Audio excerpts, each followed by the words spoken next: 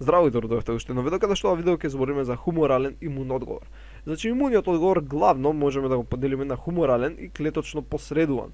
Хуморалниот се состои од антитела, од систем на комплемент, антимикробни супстанции и други протеини кои се растворени во телесните течности. Ние во ова видео ќе се задржиме на антителата како дел од хуморалниот имун одговор и ќе видиме како временски се интензивира хуморалниот имун одговор, односно како се менува од кога ќе имаме изложување на антиген. Значи, да речеме дека ова тука кафеното е некој си ткиво, имаме навлегување на бактерии. Бактериите во околната средина ќе излачат одредени антигени. Тие антигени можеби ќе влезат во лимфните садови, така значи можеби ќе имаме антигени кои влегле во лимфните садови. Дел од антигените ќе бидат преработени од околните дендринични клетки, така и ќе бидат презентирани на нивните МХЦ молекули, вака ќе бележам код црвени точки. Дел од антигените можеби ќе влезат во крвните садови. Така, значи дел од антигените ќе влезат во крвните садови. И сега овие дендринични клетки исто така на нивната површина ќе почнат да презентираат и CCR7 рецептор, кој што ќе реагира на CCL19 и 21, односно преку пат на хемотаксија, овие дендринични клетки исто ќе си го најдат патот до лимфните садови. Така, значи тука ќе да правиме на дендринична клетка, исто може да влезат и во крвната циркулација. И овие антигени, заедно со дендринични клетки, ќе патуваат дали низ крвните садови или ќе патуваат низ лимфните садови. Ако патуваат низ крвните садови, они ќе стигнат до слезината, каде што слезината е еден вид на филтер за антигени кои се наоѓаат во крвните садови и тие тука ќе бидат заробени. Најголем дел, така, ајде да речеме дека една ќе помине, една антиген молекула, но најголем дел ќе се задржат во слезината, каде што имаме и Б, и Т клетки, и дендридиски, и многу други клетки, кои ќе го решат проблемот. Но, ние ќе се задржиме на лимфните јазли. Односно, ако овие антигени продолжат по лимфните садови, они ќе стигнат до еден лимфен јазол, така? И они ќе навлезат преку различни аферентни лимфни садови, ќе навлезат во лимфниот јазол. Сега, лимфниот јазол, ако можеме да го поделиме не анатомски, него врз база на тоа кои клетки се наоѓаат во кои предели. Значи можеме да го поделиме на зони во кои што имаме доминантно еден вид на клетки. Значи оваа со портокалово иштрафиранава зона, внатре незе имаме главно Б клетки. Оваа виолетово иштрафиранава зона, главно во незе имаме Т клетки, но дека оваа сино иштрафираната се Б плюс Т. Океј, тоа е логично, бидејќи од тука всушност излегува така лимфата од лимфниот јазол преку еферентен лимфен сад и нормално дека ќе има и Б и Т клетки. Сега, кога ќе стигне антигенот, така значи стигне антигенот, тие кои се поголеми парчиња антиген ќе влезат во овој субкапсуларен синус. Така. Значи ќе влезат во субкапсуларен синус. Субкапсуларен синус за големи парчиња на антигени. А тие кои се помали ќе може да се протнесени такви ходници и ќе може да навлезат повнатре. Нормално вие кои идат низ субкапсуларниот синус ќе навлезат секаде со тек на време и ќе имаме антигени кои навлегле натре во лимфниот јазол. Нормално ќе има и дендридични клетки кои ќе го презентираат овој антиген. Така значи ќе дојдат овие со жолта боја, се дендридични клетки кои исто така дошле со оваа лимфна циркулација. Иначе интересно е дека овде кај влезовите кај субкапсуларните синуси имаме макрофаги, овие вака зелени точки што ги бележам, кои што ги прифаќаат овие поголеми антигени и ги преработуваат и после ги носат кај Б клетките. Постојат и дендридични клетки, наречени фоликуларни дендридични клетки, кои исто така може да носат антигени. Океј. Сега, ова, ако го зумираме, значи Б и Т граничните зони, да речеме Т ако е ова вака тука, така границата, сега ќе го зумираме тоа овдека на деснава слика и да видиме што се случува. Овде ја гледаме зоната која е богата со Б клетки, а овде е зоната која е богата со Т клетки. Внатре во зоната која е богата со Т клетки, имаме доста дендритични клетки или други антиген презентирачки клетки. Така да речеме, имаме тука една дендритична клетка која го презентира соодветниот антиген. Во овој случај антигенот ќе биде некоја си црвена молекула и тој е презентиран на соодветна МХЦ молекула. Океј. Сега една од Т-клетките, така да речеме дека ќе се потрефи дека ќе има Т-клеточен рецептор кој ќе може да влезе во контакт со овој антиген. И тоа е оваа Т-клетка. Така, значи оваа Т-клетка ќе влезе во контакт, ќе имаме тука нели костимулаторни молекули, ќе имаме цитокини и така натаму, односно поларизирачки цитокини, и оваа Т-клетка ќе се активира и ќе се диференцира во потребниот субсет на Т-клетка. Океј, нели овдека ќе се ослободат поларизирачки цитокини и многу други работи кои се случуваат, кои ги зборевме кај Т-клетките. Добро, сега имаме активирана Т-клетка која има Т-клеточен рецептор кој го препознава овој црвен антиген. Но мора да запамтиме дека антигенот кој претходно навлегол, така на почеток, овдека тој антиген е во својата нативна конформација, така овдека како топче е нативна конформација, ќе бележиме на страна, односно е задржана неговата тридимензионална структура, додека кога е презентиран на МХЦ молекула, тој е како пептид. Така, значи само делче од овој антиген е изваден и е презентиран. Океј, значи не нативна. И нормално и тука си има некој епитоп од овој ненативен антиген кој е препознаен од страна на Т-клетката. Така, значи има одреден епитоп, но овој е линеарен епитоп. Океј. Е сега. Ова ќе видиме зошто е битно, зошто го спомнувам. Кој идеме овдека доле, добро, тоа со Т-клетката се случи. Но истовремено, овдека имаме парчиња од антигенот, кои се наоѓаат во нативна конформација, кои влегле преку субкапсуларниот синус, или пак кои биле донесени од страна макрофагите. Сега ќе се најде некоја Б-клетка, која има специфичен имуноглобулин, односно антитело, кој ќе го врзе овој антиген. Океј, таа е оваа Б-клетка. Сега, оваа Б-клетка го препознава соодветниот антиген, но го препознава само во својата нативна конформација. Така, значи како што му е тридимензионалната структура. Може би препознава линеарен епитоп, но големи се шансите дека препознава некој тридимензионален, односно конформационен епитоп. Така, ако го нацртам вака антигенот повторно, Б-клеткава може би препознава ваков дел со ваков дел. Така, тука може би вака се врзува антителото. Океј, може би познава линеарен епитоп. Не мора да значи дека мора да е конформационен, но сепак постои таа опција.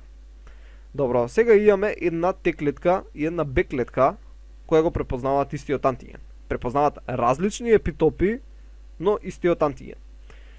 Сега, од кога ќе се случи тоа, тие се активираат до некој си степен. Нормално ова е Т-зависна понатаму активација и диференцијација, бидејќи оваа Т-клетка нормално сега нема да почне да се диференцира во плазма и мемориска клетка, него што се случува? На мембраната на овие Т и Б клетки, кои дошле во контакт со овој антиген, ќе почне да се експресира рецептор. За Б клетките тоа ќе биде CCR7, исто како што јавме кај дендритичните клетки, CCR7, додека за Т клетките тоа ќе биде CXCR5. Сега во околнава средина има одредени лиганди. Значи има хемокини во околна средина, односно има лиганди за овие рецептори. Значи ќе ги бележам со виолетова боја. Тука има молекули кои се нарекуваат CCL19 или 21. Тие се лиганди за CCR, значи CC лиганд, CC рецептор. Океј. Исто има молекули кои се CXCL13. Односно тоа се лиганди за CCR5 рецепторот. И тоа што ќе направи? Тоа ќе направи овие активирани, односно семи-активирани на некој си начин, Т и Б клетки да се придвижат кон граничната зона. И сега овие две клетки ќе се придвижат кон граничната зона и ќе се сретнат. Односно, оваа Б клетка, нормално кога го сретнала антигенот, она го интернализирала, го преработила и го представила на собствената МХЦ молекула. Океј, тоа го направила Б клетката. Она е антиген презентирачка клетка исто така. И сега ќе се сретнат на граничнава зона. Така ќе се сретнат на граничнава зона. И кога Т клетката ќе го препознае овој антиген кој е презентиран на МХЦ молекулата на Б клетката, во тој случај Т клетката ќе се додиференцира и ќе стане T follicular helper cell. Значи TFH. Океј. Истовремено, Б клетката ќе земе и ќе ја повлече Т клетката со неизе и ќе отидат во Т клеточната зона, каде што ќе образуваат така наречен екстрафоликуларен фокус. Значи, ќе се придвижат кон Т зоната и ќе образуваат екстрафоликуларен фокус. Односно, замислете си го тоа како групација на една Б клетка, од која почнуваат да се делат овдека нови клетки. Така. Образуваат една фокусна точка на делба и диференцијација. Океј. Значи оваа структура дека првично што се образува, ја нарековме екстрафоликуларен фокус.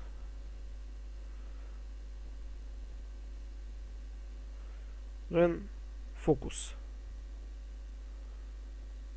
Сега, во оваа локација, во овој фокус, добиваме диференцијација на Б клетки.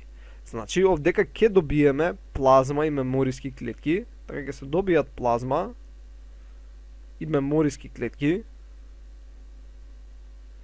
Но, овие плазма клетки кои ќе секретираат антитела, така значи овие плазма ќе секретираат потребните антитела, нема да претрпуваат одредени додиференцирачки процеси.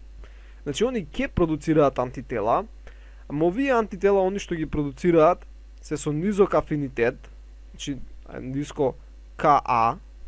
Тоа е така поради тоа што нема афинитетна матурација.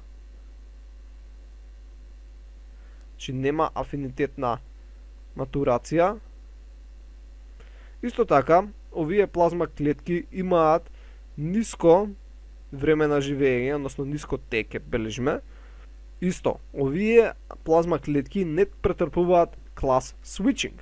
Поради тоа, главно ќе се лачат имуноглобулини М. Така, значи, имуноглобулин М ќе биде главното тело, зашто нема клас switch. Така, немаме клас switching и затоа главните антитела што ќе се лачат ќе бидат имуноглобулини М. Инаку, вакви процеси се случуваат и на ниво на слезината. Океј, значи тука има Б зони, Т зони, и исто тука се сретнуваат Б и Т клетките и прават вакви екстрафоликуларни фокуси. Но ние се задржуваме на лимфните јазли. Добро, значи сега ги имаме овие екстрафоликуларни фокуси, како што реков, не се баш добри овие плазма клетки. Исто така, овие плазма клетки немаат добра способност за мигрирање.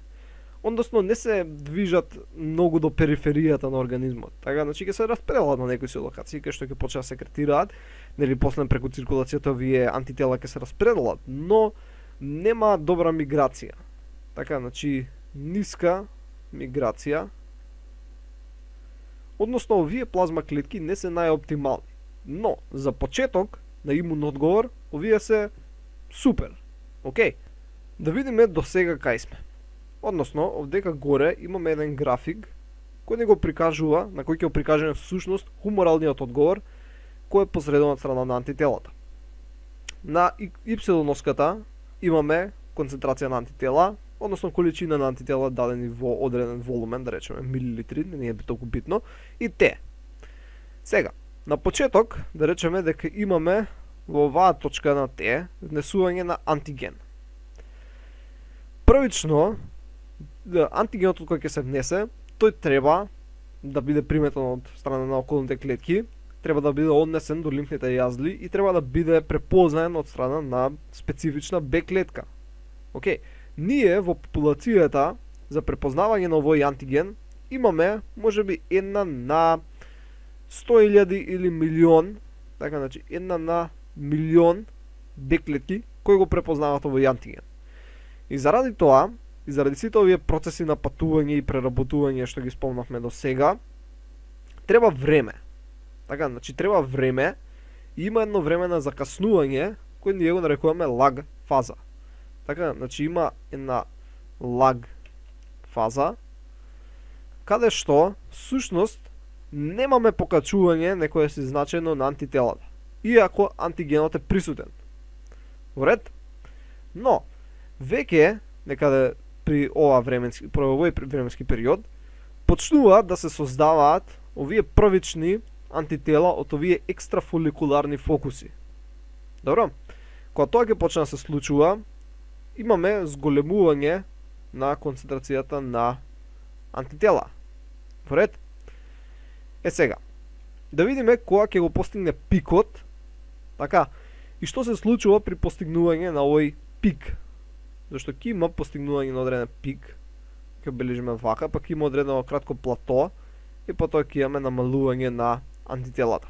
Значи, овде ќе имаме некој пик, кој ќе обележиме некаде си овде, што е отприлика 7 дена, 7 до 10 дена. Нели, секогаш збориме дека за 7 дена се максимизира адаптивниот имун одговор. И да видиме како. Бидејќи ние моментално со објаснувањето, овие првични антитела кои се создадоа, ќе се сретнат, така сега ќе направам овдека на страна, значи овие првични антитела кои се создадоа, ќе се сретнат со тие антигени кои се наоѓаат во лимфниот јазов. Океј, и ќе образуваат некои си имуни комплекси. Ќе образуваат имуни комплекси. Овие имуни комплекси, или самите антитела или антигени, можат да бидат детектирани од страна на фоликуларни дендритични клетки, кои ќе бележиме со некоја си ваква боја, ќе направам повеќе да бидат какви вакви како пајачиња. Значи ги имаме овие фоликуларни дендритични клетки, значи follicularni dendritic cells, кои ги детектираат. Кога овие фоликуларни дендритични клетки ги детектираат, они почнуваат да ослободуваат одредени хемокини, кои ќе бидат детектирани од страна на клетките кои се наоѓаат во екстрафоликуларниот фокус. И од овој екстрафоликуларен фокус, дел од Б клетките и дел од Т клетките, веќе овдека има и Т клетки кои помагаат, значи овдека има некои T helper cells, ќе мигрираат. Значи дел од Б клетките и дел од Т клетките ќе мигрираат докај оваа дендритична клетка, односно фоликуларна дендритична клетка. Сега многу повеќе од овие Т клетки ќе станат фоликуларни Т helper cells, бидејќи овдека на почеток да реков дека има некои, но тоа не се некои си многу клетки. Сега, кога овие ќе мигрираат до оваа фоликуларна дендритична клетка, ќе се ќе се организираат околу неизе и овие плазма клетки ќе почнат да се делат повеќе. Океј. Значи ќе се организираат околу неизе, кога ќе мигрираат вака и ќе почнат да се делат, градејќи една кружна вака структура.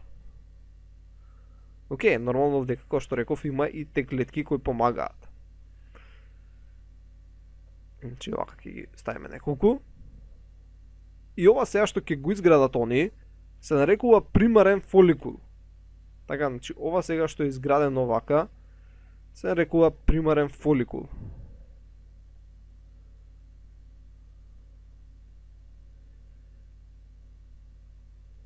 Овдека Б клетките додиференцираат, односно досозреваат на некој си начин, и со тек на време овој примарен фоликул, така, значи овој примарен фоликул, сега дека дендритична клетка е направи многу голема во однос на Б клетките, но поентата е овој примарен фоликул со тек на време ќе стане така наречен секундарен фоликул.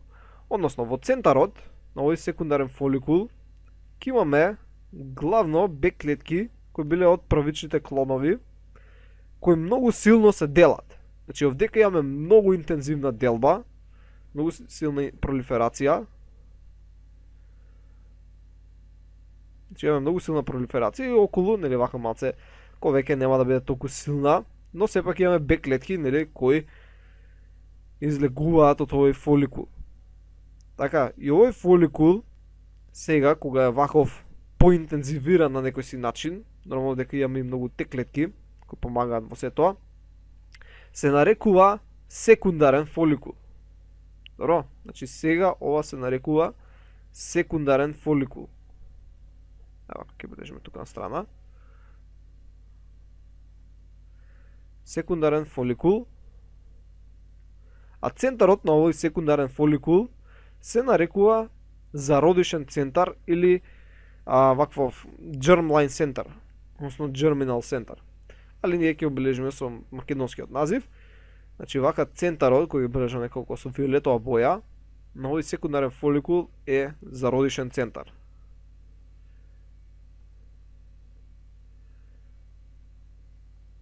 И во овој зародишен центар имаме најдобра беклеточна диференцијација, односно во овој зародишен центар ќе имаме процеси на, сега веќе немам кај да бележам, но ќе имаме процеси на афинитетно зреење, така, ќе имаме процеси на клас switching, ќе имаме процеси на селекција, ајде тоа ќе обележиме, значи селекција, односно селекцијата е од на хипермутација, всушност потекнува афинитетното зреење, односно имаме зголемена константа на афинитет, тоа е всушност афинитетното зреење. Плазма клетките кои се добиваат, така плазма клетките кои тука се добиваат имаат подолг период на живење, антителата се исто така подолготрајни. Така, и поради тоа што имаме клас switching, немаме само имуноглобулини М, него имаме соодветни имуноглобулини, да речеме дека тоа се имуноглобулини Г. Може би потребни се имуноглобулини Е, зависи кој е антигенот, но да речеме дека се имуноглобулини Г. Односно веќе имаме промена на имуноглобулините. И имаме формирање на мемориски клетки. Подолготрајни мемориски клетки. Мемориски Б клетки. Сега да видиме, од кога ова се случи, да видиме сега што се случува горе на графикот. Значи, претходно бевме довдека со екстра фоликуларен фокус, но некаде од четвртиот, зависи некојаш до 10-тиот ден, трае формирањето на овој секундарен фоликул, во кој се наоѓа зародишниот центар. И при тоа време имаме максимизација на антителната продукција. Океј, и освен што е максимизирана, ево кога го избришам со жолто, не чини, освен што е максимизирана, нели, на почеток, да речеме вака, дека беа само со розова боја имуноглобулини М, така, до тука вака нека бе имуноглобулини М, сега започнува и продукција на имуноглобулини Г. Океј? Че вака нека го ќе обележиме, че имуноглобулини Г и дека имуноглобулини М. Но во однос на вкупниот одговор пола се. Значи пола од времето, односно пола од концентрацијата на создадени имуноглобулини, сепак повторно ќе бидат М, додека пола сега ќе бидат Г. Иако Г во дадениот случај се поефективни. Исто имаме афинитетно зрење и после некое време се решила инфекцијата. Добро, и сега инфекцијата е решена, проминува некое време каде што се намалува нивото на антитела на некое си основно базално ниво, и сега да речеме дека имаме повторно интродуцирање, повторно внесување на истиот тој антиген. Така, значи на ист антиген кој претходно сме го сретнале. Што ќе се случи? Дали лак фазата на каснење ќе биде иста како претходно? Одговорот е дека лак фаза скоро и ќе нема. Односно, чим ќе се појави антиген, скоро одма ќе започне лог фазата, ова иначе не го забележам, значи ова е лог фаза, бидејќи логаритамски расте, ќе започне лог фазата каде што ќе имаме многу брзо интензивирање на антителната продукција. И освен тоа, бројот на антитела, количеството на антитела ќе биде многу поголем него од првото изложување. Океј? Значи, ова ќе биде примарен одговор, така се бележи како примарен одговор, кога првпат се сретнуваме со даден антиген, додека ова овде ќе биде секундарен одговор. Океј, сега на место горе да го ставам. И брзо ќе постигне некој си плато и ќе се реши инфекцијата и ќе се спушти, нели, концентрацијата на антитела. Друго што ќе се примети, да голем дел, сега вака со розево ќе обележиме само вака малце, дека најголем дел ќе бидат имуноглобулини Г. Значи приметуваме дека имаме многу повеќе имуноглобулин Г наспрема имуноглобулин М. Сега, одговорот е, зошто е ова вака? Осно прашањето е зошто е ова вака. Одговорот на тоа прашање е поради тоа што сега имаме мемориски клетки. Значи, при првиот пат, кога се сретнаме со антигенот, имавме, како што реков, 1 на милион Б клетки, која би можела да го сретне тој антиген да го препознае. Така, сега, од кога веќе имаме формирано мемориски клетки, мемориски Б клетки, сега имаме, нормално лупам бројки, 1 на 1000 Б клетки може да го препознае антигенот. Така што, лак фазата скоро и да е непостоечка. Б клетките одма, некоја си мемориска, ќе го сретне овој антиген. И освен тоа што брзо ќе го сретне, така, значи, освен брзо сретнување, имаме и брза активација. Односно, овие Б клетки не е потребно да сретнат Т клетки или пак не знам таму секои други молекули. Они одма може да се активираат. Океј, значи многу полесно се активираат, многу полесно се стимулирани од антиген, него наивна Б клетка. Така, наивната Б клетка треба да помине доста процеси, додека оваа мемориската брзо се активира. Полесно се активира и затоа одма можеме да започнеме со продукција на антитела. И овие антитела што ќе се продуцираат, одма ќе бидат афинитетно созреани. Зашто Б клетките ќе ги содржат афинитетно созреаните, така, значи афинитетно созреани антитела, исто така одма ќе започнеме со клас switching. Односно, одма започнуваме и со имуноглобулини Г. Не мораме да чекаме да се соформираат зародишни центри, па да се формираат имуноглобулини Г. Одма можеме да започнеме со нив. Добро. И одма се афинитетно созреани и многу се подобри.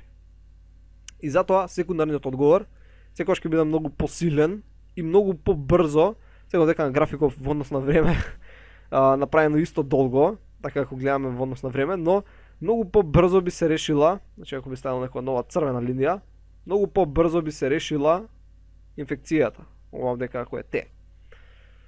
Тоа значи дека ако еднаш прележиш некоја си бактериска или вирусна инфекција, нареден пат ако се сретнеш со незе, ќе бидеш многу подобро спремен, поради овие мемориски клетки кои може да траат многу години или пак цел живот. Сега, тоа не значи дека секогаш ќе бидеш отпорен на тој вирус или на таа бактерија, веќе они постојано еволуираат. Памтите кога зборевме уште во првото видео, дека бактериите и вирусите тоа е една еволутивна борба. Они цело време пробуваат да бидат подобри. И затоа они цело време се менуваат. Не значи дека таа бактерија секогаш ќе остане иста 30 години. Она се менува постојано. Како што имаме антибиотска резистентност, така имаме и резистентност против нашите имуни механизми. Сега, ова ние всушност што го мериме на графиков е кинетика на хуморалниот одговор, односно колку е брз. А ние брзината ја мериме спрема тоа колку антитела имаме, така, во дадена единица време. Во ред, тоа го бележиме. Сега, од што зависи кинетиката? Кинетиката зависи дали антигенот нели е по прв пат внесен или по втор пат внесен. Исто така зависи од други работи. Значи зависи дали сме алергични на антигенот. Океј. Зависи кој е антигенот, односно. Зависи каква е молекулската структура на антигенот. Така, ако е поголем антиген, нормално дека многу побрзо ќе предизвика имун одговор, бидејќи полесно ќе се сретне. Исто така зависи како е вакво внесен. Дали било вакво орално, така преку уста или прак интрамускулно со инекција или субкутано. Така, значи начинот на апликација е многу битен. Зависно дали имало адјуванци со него, така работи кои можеби го задржуваат неговото опстојување. Зависи од кој вид е внесен антигенот. Така, значи има многу работи од кои зависи кинетиката, но во однос на примарен и секундарен одговор, графиците би изгледале на следниот начин. Значи примарниот би бил помал, секундариот би бил поголем и би требало да биде и пократко траен. Има еден експеримент кој е направен со цел да се одреди дека потребни се и Б и Т клетки за да се создаваат антитела кои се за Т зависни антигени. Океј. Значи земале глувци, кај што сите били озрачени, односно немале сопствен имун систем, го уништиле. И во едните не било ништо обновено, а во едните било додадено коски на срцевина, односно можеле да создаваат Б клетки, другите можеле да создаваат Т клетки и третите можеле да создаваат и Б и Т клетки. Кај тие, кои што можеле само Б клетки да создаваат, немаме антитела кои се за Т зависни антигени. Кај тие што создаваат Т клетки исто немаме антитела кои се за Т зависни, но тие кои што имаат и Б и Т, тука имаме. Тие кои што немаат ништо друго, нормално дека нема. И ова ни покажува дека потребни се и Б и Т клетки со цел да се добие да се добијат антитела кои се за Т зависни антигени. И овдека сакам само да видиме како, значи со црвена боја се Т клетки, со зелена боја се Б клетки и гледаме дека ќе се сретнат во некоја си гранична зона, така значи се сретнуваат и при тоа добро Б клетки почнуваат да пролиферираат, но исто така се донесуваат овдека не сум ми фали ева сликата. Значи, после некаде си трети, четврти ден, Б клетки идат внатре во Т зоната и образуваат фоликули, прави екстрафоликуларни, после примарни па секундарни фоликули, кои што нели се потребни за да се генерираат доволно антитела. Овдека имаме како изгледа герминалните центри во секундарните фоликули. Овдека имаме како нели доаѓа антигените во лимфниот јазол преку субкапсуларниот синус или пак беа носени, работени. И овдека имаме како изгледа нели графикот на примарен и секундарен хуморален одговор. Значи правично па секундарно објаснето е се тоа што го зборев, можете да си паузирате видите.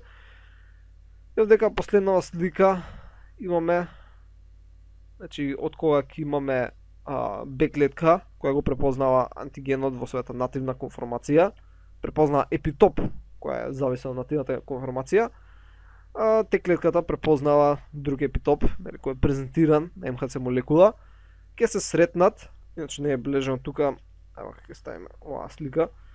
Значи ќе се сретнат поради експресија на одредени рецептори и од кога ќе се сретнат, ќе изберат да одат во зоната кај Т клетките и да образуваат екстрафоликуларни, така значи ќе образуваат екстрафоликуларни фокуси, каде што се добиваат краткоживеечки плазма клетки без анафинитетно зрење, без клас свичинг, така значи слабо. И после се привлечени од страна на фоликуларни дендрични клетки, нели лачеа одредени хемокини и образуваат примарен, па секундарен фоликул и во централното и секундарен фоликул имаме оваков зародишен центар. Во наредното видео ќе збориме детално за зародишниот центар, што се случува во него, како Б клетките имаат афинитетно зрење и така натаму. Но тоа беше главно се за ова видео. Се надевам дека научивте што ново и ќе се видиме во наредното видео каде што реков дека ќе збориме за зародишните центри. Довидување.